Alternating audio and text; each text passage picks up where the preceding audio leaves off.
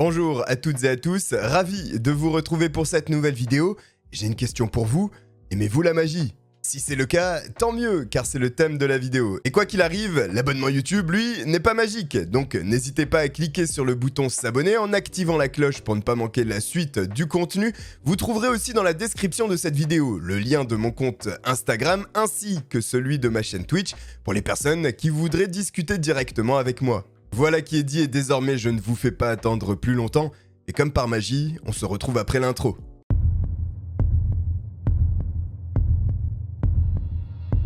Pour notre récit, direction Singapour, la seule ville-état insulaire du monde. Et pour la bonne compréhension des événements à venir, nous devons faire un bond dans le passé pour comprendre l'histoire de ce petit pays. En effet, en 1819, elle fut fondée par les Britanniques à travers la Compagnie des Indes. En tout cas, c'est ce que certains vous diront, car d'autres expliqueront qu'en 1819, Singapour a été colonisé. Cet état si particulier ne retrouvera son indépendance que le 9 août 1965. Une date très récente, et au cours de son influence britannique, il y a eu une grande mixité de population en son sein, et notamment chinoise, malaisienne, indienne et bien entendu britannique. Et ce mélange de cultures à travers l'immigration a généré un partage, et notamment religieux, superstitieux et magique. Et oui, les Britanniques sont arrivés dans cette partie de l'Asie à cette époque avec leur science et leur médecine.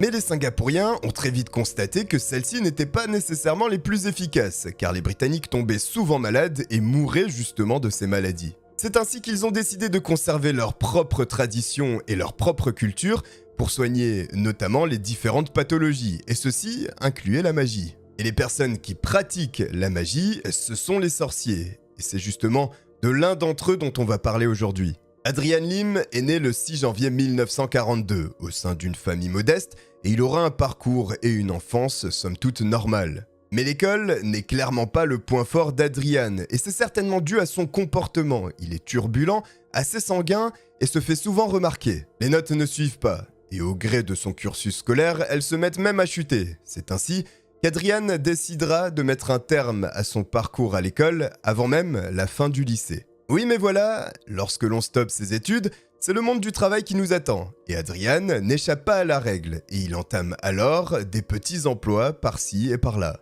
Et finalement, en 1962, sa situation va se stabiliser puisqu'il va trouver un emploi dans une radio locale en tant qu'homme de maintenance. Tout se passe très bien pour lui et au fil des années, il prend du galon et est même promu à plusieurs reprises. En 1967, la vie d'Adrian va s'améliorer puisqu'il rencontre une jeune femme avec qui il va se marier et il va même se convertir à la religion catholique. 2 enfants naissent de cette union et en 1970, toute la petite famille se retrouve dans le bloc 12, un immeuble situé dans le quartier de Toa Payollorong. Un secteur plutôt calme et construit pour rassembler les classes moyennes vivant à Singapour. Mais cette petite vie bien rangée n'attire en réalité pas plus que ça Adrian Lim, qui a une autre vocation.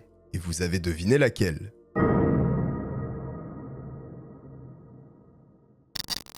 C'est en 1973 qu'Adrian décide de franchir le pas et de commencer, comme activité secondaire, la magie. Et même si au début, cette entreprise démarre assez lentement, comme toute entreprise d'ailleurs, le bouche à oreille va donner une certaine notoriété à Adrian.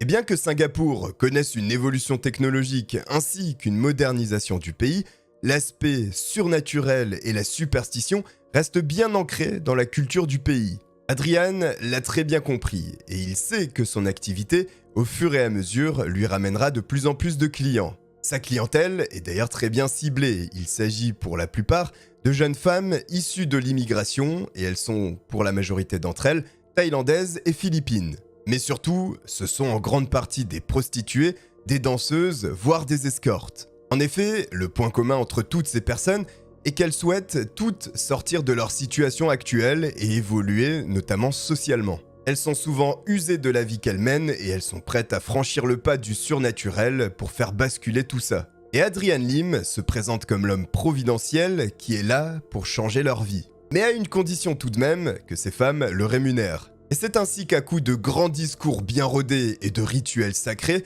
il fait miroiter à toutes ces femmes la possibilité de changer leur situation. Et Adrian est particulièrement doué dans son domaine, si l'on peut dire, car il a une palette très large de rituels et de sorts. Il jette réellement de la poudre aux yeux à toutes ces femmes qui n'hésitent pas à revenir et à payer pour chaque séance, à payer parfois très cher. Notez par ailleurs qu'il fait souvent appel à deux déesses principalement, la déesse Kali qui est une déesse hindoue, ainsi que la déesse Phragan qui est une déesse thaïlandaise. Et bien entendu, et vous l'avez vu venir, ces deux déesses ont un lien fort avec la féminité et la fécondité. Et je vous disais qu'Adrian était un excellent commercial, mais peut-être pas tant que ça, puisqu'à chaque fois qu'il reçoit une cliente, il s'imagine en train de coucher avec elle et développe de nombreux fantasmes. Et plus ces femmes sont jeunes, plus le vice qui est en lui grandit. À tel point qu'il décide de mettre à jour ses pratiques désormais afin d'assouvir ses pulsions. À présent, les clientes, si elles souhaitent enfin changer de vie,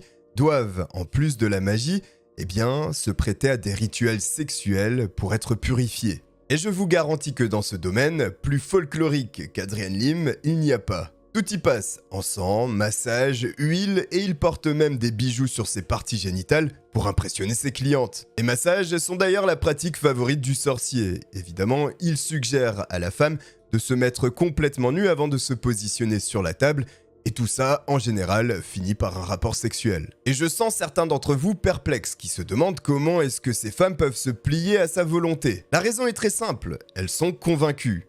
Elles sont persuadées qu'Adrian Lim détient des pouvoirs surnaturels. Un aspect profondément ancré dans leur culture qu'Adrian exploite au maximum. Mais Adrian, pour ne pas paraître suspect, avec des pratiques qui pourraient sembler douteuses, a un large portefeuille de clients et il n'y a qu'avec certaines d'entre elles qu'il propose les relations sexuelles. Parmi la clientèle, il y a aussi des hommes, avec qui évidemment il ne va pas coucher, et des femmes beaucoup plus âgées où là aussi il ne propose pas le massage. C'est vrai que moi ça me tire un peu là derrière.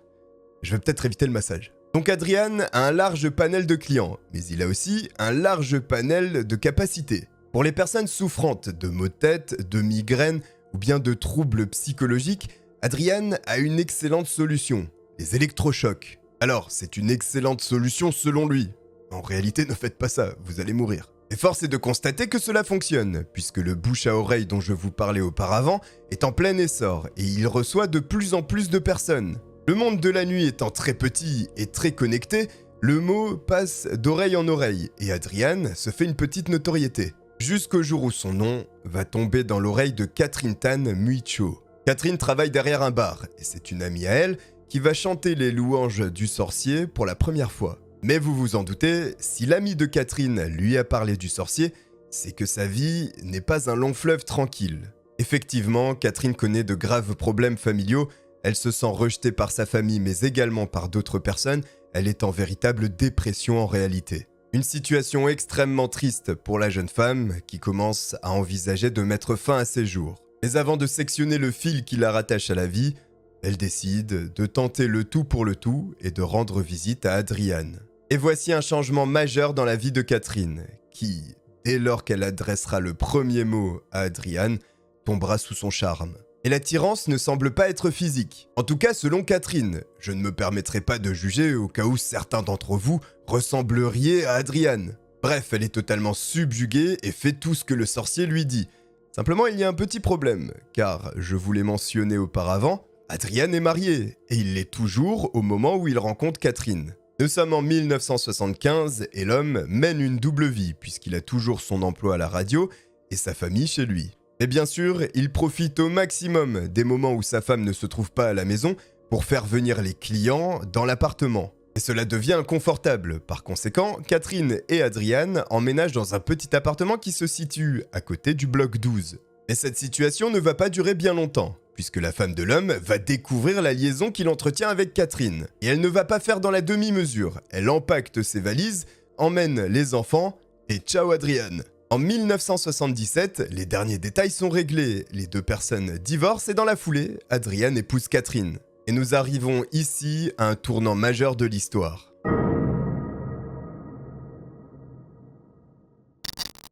Sans sa famille, Adrian n'a plus les mains liées. Il retourne donc dans l'appartement avec Catherine. Et il décide, en parallèle, de se consacrer à temps plein à son activité de sorcier.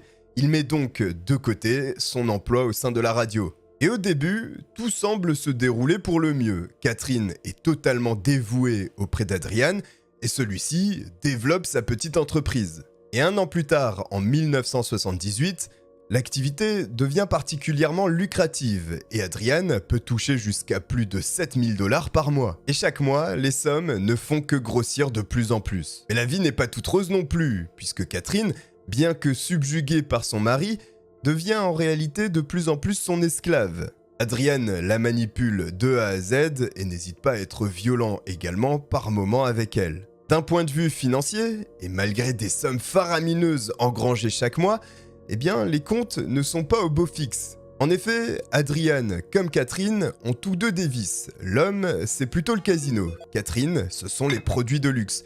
Et il ne se prive pas de dépenser des milliers de dollars dans ces deux activités. À tel point que les deux personnes se retrouvent endettées auprès de créanciers alors qu'ils engrangent des dizaines de milliers de dollars chaque année. Avec une atmosphère aussi toxique, Adrian devient de plus en plus violent auprès de sa femme qui ne va jamais le dénoncer et se soumettre. En réalité, elle craint son mari. Elle le craint puisqu'il a des pouvoirs surnaturels, en tout cas, c'est ce qu'elle pense. Parce que s'il est capable de développer des rituels lui donnant la beauté éternelle, il est aussi capable de l'inverse et de lui retirer tout ce qu'elle a obtenu. Et puisque les dettes s'amoncellent, Adrian Lim va avoir une idée. Il va prostituer sa femme. C'est ainsi qu'il force Catherine à faire le trottoir et à ramener le butin de toutes ses nuits. Il va également, pour une raison un peu plus surprenante, lui indiquer qu'elle doit absolument coucher avec de jeunes garçons. Et selon lui, c'est pour qu'elle puisse conserver sa beauté éternelle.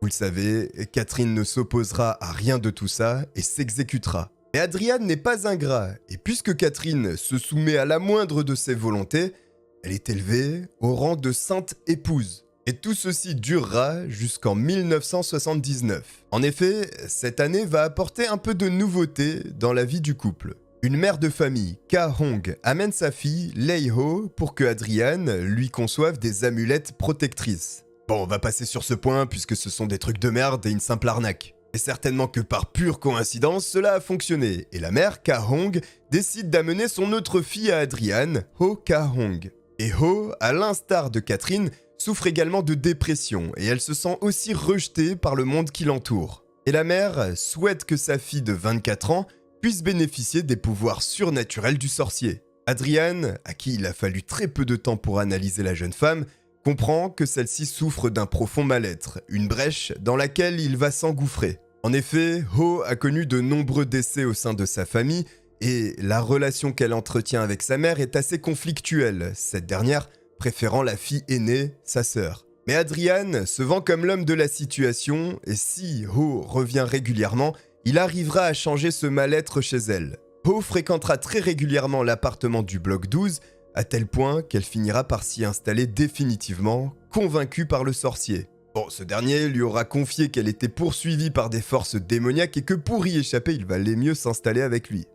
Ah oui. Bien entendu, puisqu'elle se trouve dans l'appartement du sorcier, elle subit les rituels du sorcier. Autrement dit, le massage et les rituels sexuels. Et avec Ho, il y a une petite variante, puisque effectivement, Adrian va appliquer les massages sur la jeune femme, mais il va renverser la situation et demander à la jeune femme de lui faire des massages aussi. Et comme elle est totalement envoûtée et qu'elle réalise tous les désirs d'Adrian, elle est élevée au rang de sainte épouse elle aussi.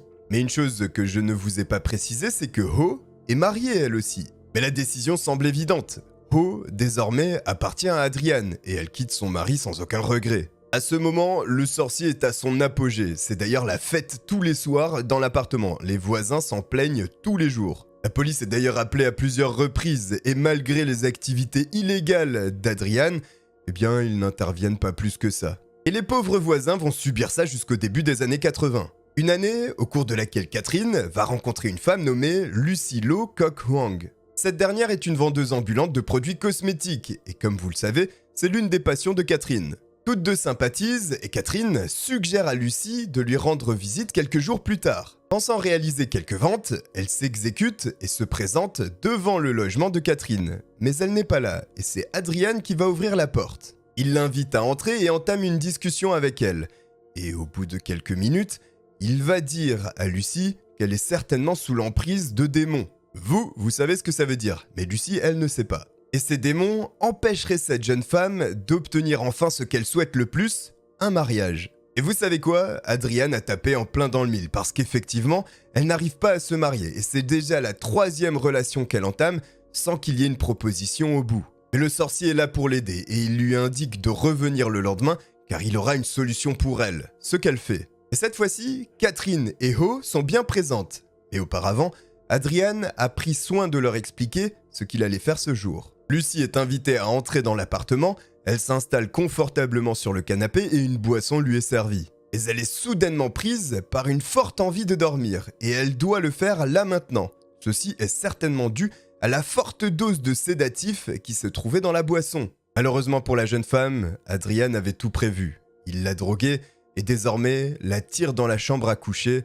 pour abuser sexuellement d'elle. Certainement trop confiant, Adriane relâche Lucie, qui va aussitôt se diriger vers le premier poste de police qu'elle trouvera, où elle dénoncera Adriane pour ses actes. Celui-ci est arrêté, interrogé, et il va nier en bloc. Il explique que Lucie est une menteuse et qu'elle a tout inventé. Et elle aurait fait ça pour ne pas avoir à rembourser une certaine somme d'argent qu'il lui aurait prêtée. Les policiers doutent fortement de la version d'Adriane, mais sans preuve, ils ne peuvent l'inculper et le libèrent. Mais ils le gardent sous surveillance. Et ceci l'agace, non seulement d'être surveillé par les policiers, mais qu'une femme, pour la première fois dans sa vie, ait osé porter plainte contre lui. Le sorcier menace la jeune femme et l'enjoint de retirer sa plainte, ce qu'elle refuse. Elle retourne même chez les policiers et leur explique qu'il faut fouiller l'appartement de ce malade. La perquisition n'aura pas lieu, mais les policiers vont à nouveau interroger Adriane et ses 2 saintes épouses. Et une nouvelle fois, ils n'obtiendront rien et les 3 personnes refuseront d'avouer la vérité, même si, dans les versions, il y a des choses qui se contredisent. Après cette seconde session de questions de la part des policiers, Adriane est totalement furieux et il va commettre un acte ignoble.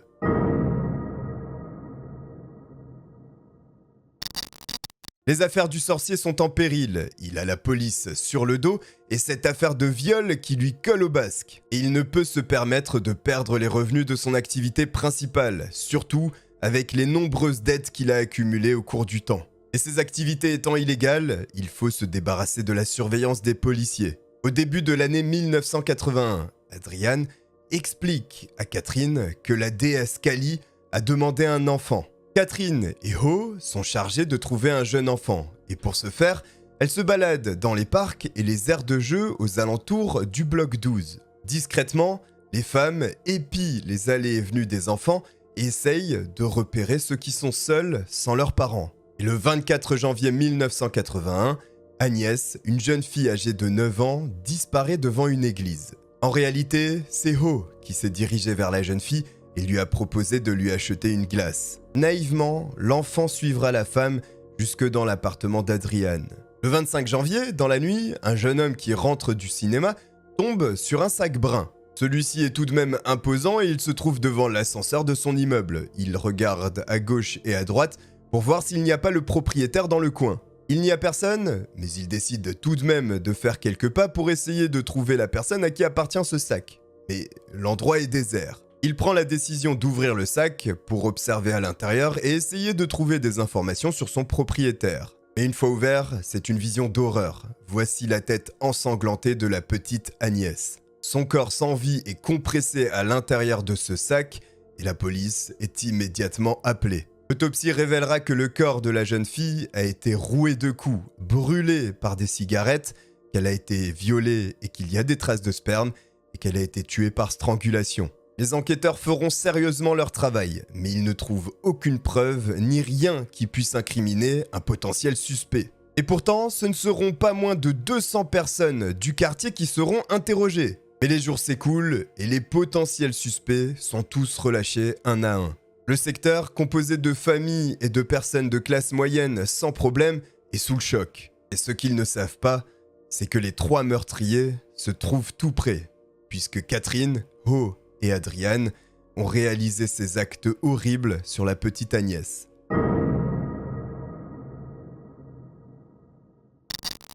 Le 6 février 1981, la ville est en pleine célébration du Nouvel An chinois. 2 semaines se sont écoulées depuis la découverte du cadavre de la petite Agnès. Et le petit Ghazali Marzuki est invité chez sa grand-mère pour célébrer le Nouvel An lui aussi. Les adultes sont en train de préparer le repas du soir. Les enfants descendent en bas de l'immeuble pour jouer ensemble. Et parmi eux, le petit garçon, Ghazali, âgé de 10 ans. Alors que lui et ses cousins sont en train de s'amuser, voilà qu'un camion de glace se fait entendre. Les cousins de Ghazali se proposent d'aller chercher des glaces, et évidemment, le petit accepte. Il lui indique de rester là où il se trouve et qu'ils vont lui ramener sa glace. Malheureusement, au cours de ce laps de temps, Ho va apparaître devant Ghazali. Elle convainc l'enfant de la suivre et ils montent tous deux dans un taxi. Et lorsque ses cousins reviennent à l'endroit où ils l'ont laissé, ils découvrent qu'il a disparu. Ils pensent d'abord qu'il s'agit là d'un jeu et qu'il s'est caché volontairement. Ils le cherchent partout,